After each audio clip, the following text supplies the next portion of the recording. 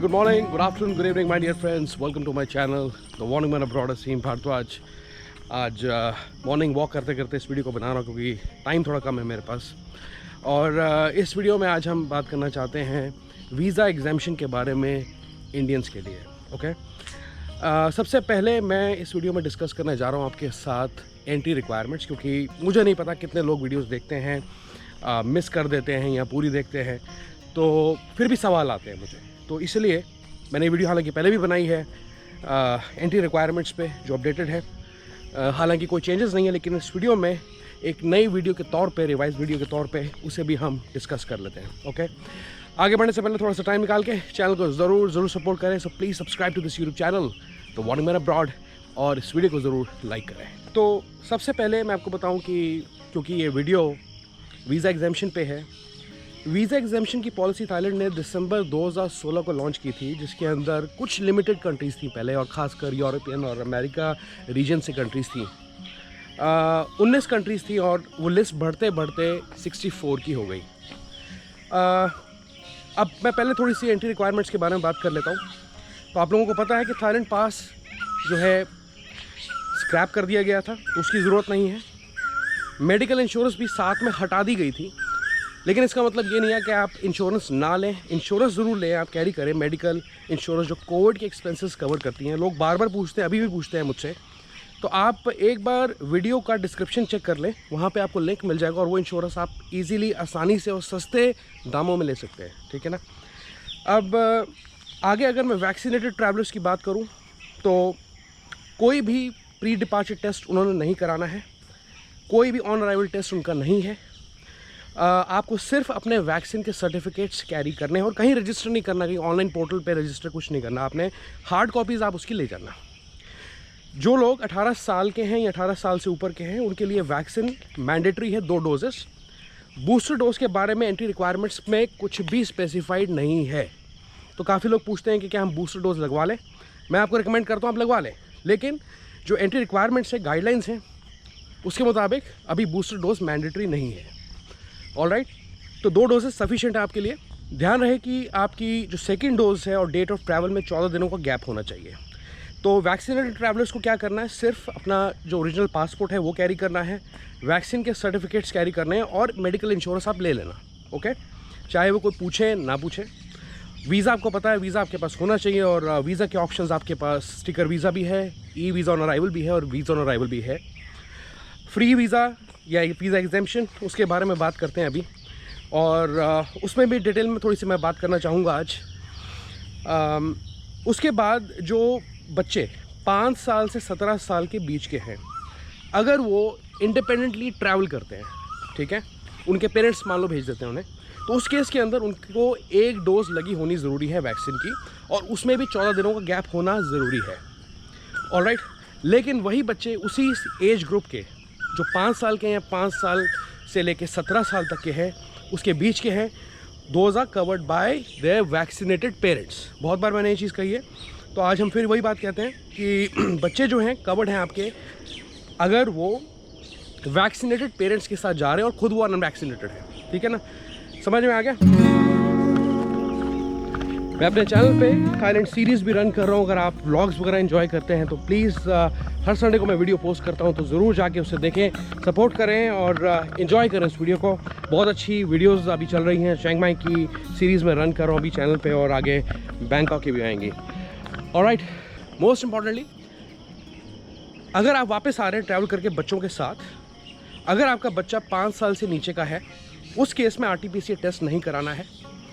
अगर आपका बच्चा 5 साल से 17 साल के बीच का है, ठीक है, उस केस के अंदर RT-PCR मैंडेटरी है अभी भी, क्योंकि एयर सुविधा पे वो आपको अपलोड करना पड़ता है। मैं आपको बता दूं कि एयर सुविधा अभी भी मैंडेटरी है। मुझे काफ़ी ज़्यादा कमेंट्स आ रहे हैं कि क्या हमें भरना है, कैसे भरना है। वीडियोस भी बना चुका हूँ, कई बार बोल चुका हूँ, और कुछ लोग तो मतलब ये भी कह रहे हैं कि एयर सुविधा जो है मैंडेटरी नहीं है।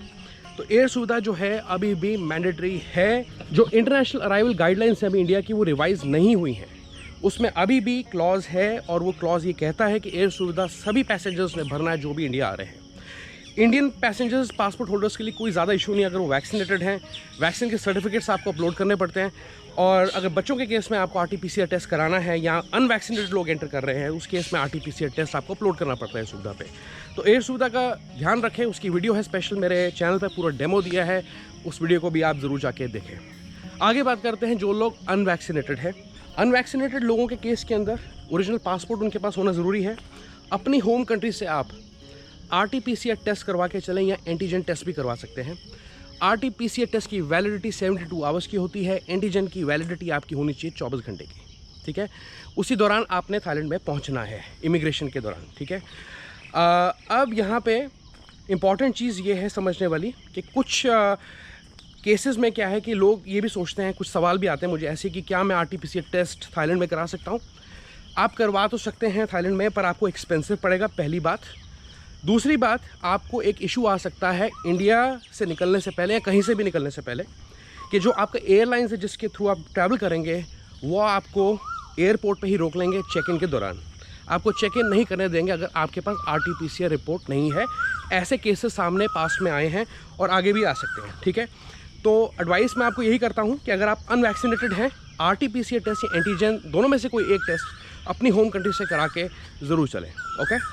आगे थोड़ी बात कर लेते हैं कोविड रेगुलेशंस के बारे में। आपको पता है कि मेरी जो संडे वीडियो है करंट सिचुएशन इन थाईलैंड, आप उसको फॉलो करते होंगे। उसमें हम कोविड के हालात, क्या डेवलपमेंट है उसके रिलेटेड और ट्रैवलिंग के रिलेटेड क्या अपडेट्स होते हैं, वो सब उस वीडियो के अंदर हम एक वीडियो में शेयर करते हैं आपके साथ। लेकिन अभी अगर मैं लॉन्ग स्टोरी शॉर्ट, अगर मैं कोविड रेगुलेशंस की बात करूँ तो मास्क जो है मैंडेटरी नहीं है थाईलैंड में पहनना एज़ पर द गवर्नमेंट।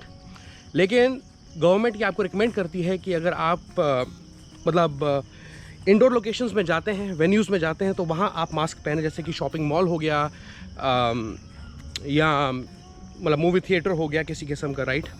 तो आप मास्क वहाँ ज़रूर पहने। या पब्लिक ट्रांसपोर्ट में अभी भी कंपलसरी है मास्क। और आप देखेंगे वहाँ पे मास्क हालांकि कंपलसरी नहीं भी रखा गवर्नमेंट ने, स्ट्रिक्टनेस नहीं रखी उसको लेके, लेकिन फिर भी लोग वहाँ मास्क पहन रहे हैं। आप जाके ज़रूर देखेंगे, नोटिस करेंगे ये चीज़।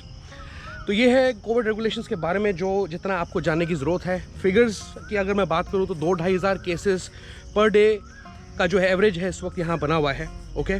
तो हम separately current situation in Thailand की वीडियो में डिस्कस करेंगे आगे भी आने वाली वीडियोज़ के अंदर। अब मैं आगे बात करता हूँ वीज़ा एग्जेम्पशन पॉलिसी के बारे में, उसके बारे में थोड़ा सा जानते हैं। तो सबसे पहले मैं आपको ये चीज़ बता दूँ जिस चीज़ का आपको इंतज़ार है कि क्या इंडियंस के लिए वीज़ा एग्जेम्पशन पॉलिसी लागू होती है इस वक्त, क्या इंडिया को ऐड करा गया है लिस्ट में 64 लिस्ट ऑफ कंट्रीज़ में। तो अभी ऐड नहीं किया गया मेरे दोस्त, ओके। हमें यहाँ वेट करना पड़ेगा। मैंने वो लिस्ट चेक करी है, स्क्रीन पे भी आप उसे देख सकते हैं लिस्ट को। तो यहाँ पे अभी इंडिया का नाम रिफ्लेक्ट नहीं कर रहा है। तो ऑलराइट गाइस, ये है पहली लिस्ट, ठीक है। 64 countries allowed to enter Thailand under visa exemption rule, ठीक है। ये लिस्ट अपडेट होगी जब भी इंडिया का नाम इसमें आएगा। आप पहले सर्च करके देख लेते हैं। इंडिया देखिए मैंने ऊपर डाला है, और जब मैं सर्च करता हूँ इंडिया से तो कुछ निकल के नहीं आता। इंडिया का नाम यहाँ कुछ होना चाहिए हंगरी के बाद Iceland, Indonesia, Ireland, Israel, Italy, उसके बाद जापान का नाम है। दूसरी जो इंपॉर्टेंट लिस्ट है जो आपको थोड़े किए देखने को भी नहीं मिलेगी, ये है बेसिकली 2 पेजेस हैं। ये है गवर्नमेंट की साइट एक्चुअली। अगर मैं इसमें इंडिया का नाम सर्च कर लेता हूँ एक बार, तो इंडिया का नाम यहाँ पे रिफ्लेक्ट कर रहा है। ये क्या है, ऊपर ध्यान से पढ़ें। Passport holders of the following countries territories may apply for visa on arrival, period of stay 15 days, okay. तो इस सेक्शन के अंदर अभी इंडिया का नाम है। इंडिया का नाम अगर वीज़ा एग्जेम्पशन स्कीम के अंदर आता है तो वो यहाँ आना चाहिए, जिसके अंदर ये कंट्रीज़ हैं इसके अंदर आना चाहिए, राइट। और कुछ कंट्रीज़ को वीज़ा एग्जेम्पशन जो है 14 दिन के लिए मिलता है, 30 दिन के लिए, 90 दिन के लिए, तो उनके नाम अलग से यहाँ पे रिफ्लेक्ट कर रहे हैं। तो अभी इस लिस्ट के अंदर में नाम इंडिया का नहीं है। तीसरा आर्टिकल जो है वो पुराना आर्टिकल है, लेकिन यहाँ लिखा है पॉइंट 6 देखें, tourist visa exemption scheme only applies to foreigners holding passport issued by the countries listed below. इस लिस्ट के अंदर अभी इंडिया का नाम नहीं है। नीचे ध्यान से पढ़ें आप, कहाँ पे वीजा एग्जेम्पशन अभी इंडिया को मिल सकता है। Countries which have concluded the agreement on the visa exemption with Thailand, diplomatic, official और सर्विस स्पेशल पासपोर्ट। ध्यान से पढ़ें, diplomatic, official, service special passports. The following countries have concluded agreements with Thailand on the exemption of visa agreements for holders of a period of not exceeding 30 और 90 days below. तो यहाँ पे जिन लोगों को 30 दिन का वीज़ा एग्जेम्पशन मिला हुआ है उसके अंदर इंडिया का नाम नहीं है। और यहाँ पे आप नीचे देखेंगे और for a period of stay not exceeding 90 days, इसके अंदर इंडिया का नाम यहाँ पे है। तो ये बेसिकली क्या है, ये सिर्फ स्पेशल पर्पस के लिए जो लोग जाते हैं, diplomatic, official service, special passports हैं जिनके पास, ऑर्डिनरी पासपोर्ट नहीं है जिनके पास, उनको एग्जेम्पशन है अभी। तो जैसे हमें पता लगता है कि इंडिया कोई वीज़ा एग्जेम्पशन स्कीम में डाला गया है ऑर्डिनरी पासपोर्ट होल्डर्स के लिए, तो then definitely we will let you know. लेकिन अभी तक के लिए आप देख सकते हैं कि तीनों आर्टिकल्स जो मैंने आपको दिखाए हैं, और एक तो गवर्नमेंट की साइट है उसका जो आपको मैंने दिखाया है लिस्ट पूरा, उसमें अभी इंडिया का नाम वीज़ा एग्जेम्पशन लिस्ट में नहीं है। तो फिर भी हम इसके बारे में थोड़ा सा बात कर लेते हैं क्योंकि हम इस वीडियो को बना रहे हैं। तो जो इन्फॉर्मेशन है इंपॉर्टेंट वो मैं आपको दे देता हूँ कि अगर कल को इंडिया का नाम लिस्ट में होता है तो आप क्या एक्सपेक्ट कर सकते हैं उस चीज़ से, राइट। तो बात करते हैं वीज़ा एग्जेम्पशन पॉलिसी क्राइटेरिया के बारे में, ठीक है। टू स्टार्ट विद, सबसे पहली चीज़ ये है कि आपका जो स्टे है अगर 30 दिनों के नीचे का है या विद इन 30 डेज है, तो उस केस में आप एलिजिबल है वीज़ा एग्जेम्पशन पॉलिसी के लिए। बहुत ही क्लियर है। दूसरी चीज़, दूसरा क्राइटेरिया यहाँ पे ये है कि आपके पास रिटर्न फ़्लाइट फेयर्स होने ज़रूरी है। और ऐसा ज़रूरी नहीं है कि आप फ़्लाइट से ही ट्रैवल करके वापस आ रहे हैं, मतलब कि आप बाय लैंड बाय सी भी ट्रैवल कर सकते हैं अगर थाईलैंड से बाहर आप निकलने लगे हैं। मतलब कि अगर आप लाओस जाते हैं, कंबोडिया जाते हैं, खासकर राइट, मलेशिया जाते हैं, तो उस केस के अंदर अगर आप बाय लैंड या बाय सी ट्रैवल कर रहे हैं तो भी आप वीज़ा एग्जेम्पशन पॉलिसी के लिए एलिजिबल है। मतलब आपके पास उसका प्रूफ होना चाहिए कि आप वापस जा रहे हैं थाईलैंड से, ऑलराइट। तो ये है दूसरा क्राइटेरिया। तीसरी चीज़ ये अच्छी बात इसमें, इसका जो बेनिफिट आप कह सकते हैं कि जो लोग by land by sea travel करते हैं, ठीक है, और रिटर्न प्रूफ्स हैं उनके पास, तो वो 2 बार साल में कैलेंडर ईयर के हिसाब से थाईलैंड में अंडर वीज़ा एग्जेम्पशन पॉलिसी के तहत एंटर कर सकते हैं थाईलैंड में, ओके। ये हो रही है उन लोगों की बात। तो आप बहुत ही आसानी से अगर बाई ईयर जा रहे हैं तो वीज़ा एग्जेम्पशन पॉलिसी के तहत आप जितनी मर्जी बारी एंटर करना चाहें थाईलैंड में आप कर सकते हैं। लेकिन अगर बाय सी बाय लैंड आप एंटर करते हैं थाईलैंड में, तो उस केस के अंदर आप साल में 2 बार थाईलैंड में एंटर कर सकते हैं। This is very clear. इसके अलावा फोर्थ क्राइटेरिया इसका ये है कि आपके पास प्रूफ ऑफ फंड्स होना ज़रूरी है। इस केस के अंदर खासकर जो उनकी गाइडलाइंस है उसके मुताबिक 10,000 थाई बाट पर पर्सन होता है। लेकिन अब मैं किसी को रिकमेंड नहीं करता कि आप 10,000 थाई बाट लेके एंटर करें अगर आप वीज़ा एग्जेम्पशन पॉलिसी के थ्रू एंटर करने लगे हैं। आपको जो है मिनिमम मतलब 10 से ऊपर लेके चलें, 11 कर सकते हैं, 12 कर सकते हैं, 15 कर सकते हैं, तो ज़्यादा अच्छी बात है। तो 15,000 भाट, 12,000, 13,000 भाट अगर आपके पास हैं तो वो आपके पास ज़रूर होने चाहिए, क्योंकि आपका जो स्टे पीरियड भी अगर देखा जाए तो 30 दिनों का अगर पूरा नहीं है, लेकिन फिर भी 20 दिनों का बन सकता है, राइट। 15 दिनों का, 20 दिनों का बन सकता है, और 12, 13, 15,000 भाट ज़्यादा नहीं होते, ठीक है। तो आप हायर साइड पे उस अमाउंट को लेके चलें।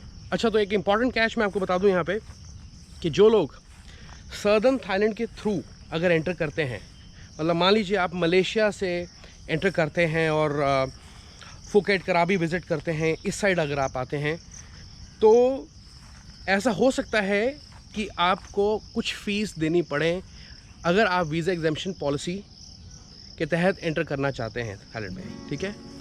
तो आपको फ़ीस फिर भी लग सकती है। ऐसा क्यों है, क्या लॉजिक है इसके पीछे, मुझे कोई आइडिया नहीं है। गवर्नमेंट ने ऐसा क्यों रखा है मुझे नहीं पता। Alright guys, thank you so much for watching this video till the end. एक छोटी सी video regarding visa exemption policy.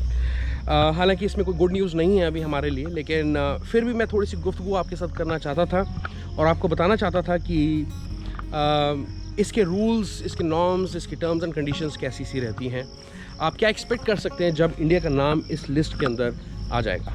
Alright, ये वीडियो आपको कैसी लगी ज़रूर बताएं। Give this video like, thumbs up, and do not forget to subscribe to this YouTube channel, the warning man abroad. I see you once again, goodbye and take care.